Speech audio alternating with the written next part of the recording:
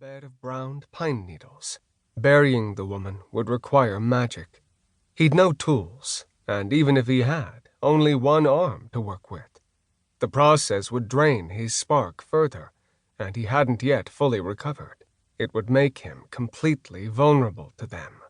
But leaving her exposed like this felt wrong. If they found her, they'd not respect her remains.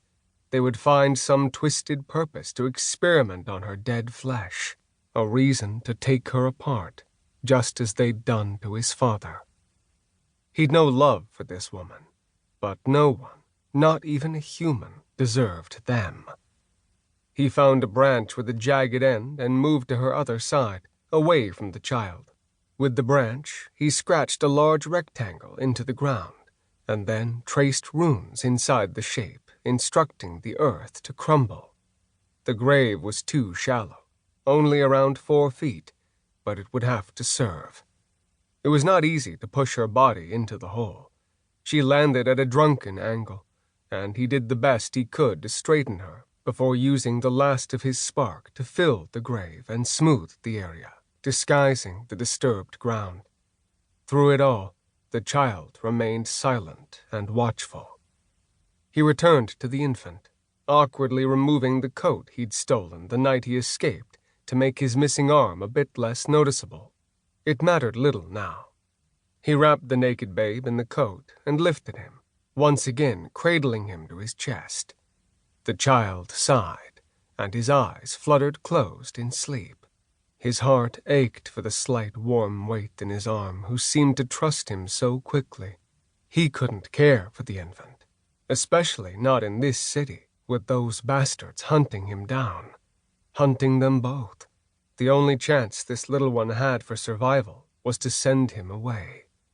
He'd seen a large human family earlier in the day, just outside the city, near the start of the trail that had led him here. Travelers in a caravan of trucks and box-like vehicles.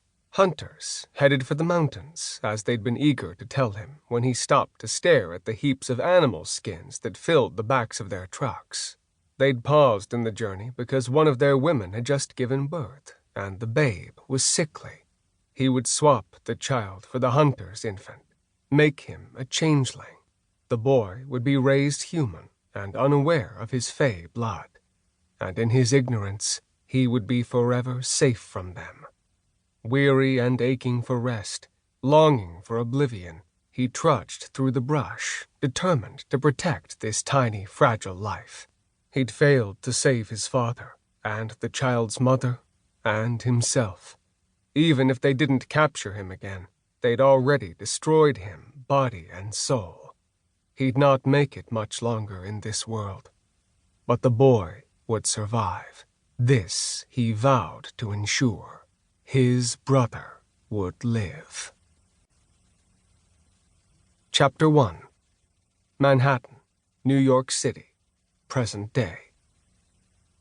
The man on the ground wore what used to be an expensive suit. Presumably, he also used to wear a face. I didn't say anything as I came up next to Detective Abraham Strauss, who was standing a lone vigil over the body. He'd told me what to expect when he called, but it looked like he'd kept his description on the conservative side. Though the victim had been bagged and pulled to the side of the wooded walking path, I could see the blood staining the dirt where he'd lain, black and oily in the floodlight that transformed the trees above into skeletal shapes. There was a hell of a lot of blood. This was the second shredded man found in Central Park's heavily wooded ramble this week. The first one had also worn a suit, but he'd still had a face. What he'd lacked was guts. They'd fallen out of the gaping hole in his stomach. "Damn," Abe finally said as he loosened his tie and stared skyward like he was trying to track the gaze of the body's single remaining eye. More likely, he was trying not to vomit. This was nasty, even for a seasoned big bad city detective like him. "Worse than the last one," he muttered. "2 makes a serial killer, you know." "Really? I thought you'd need at least 3. I crouched beside the corpse and tugged the zipper of the body bag a little further down. "All the rest of him in there? Except his face, I mean?" "Think so," the detective grimaced.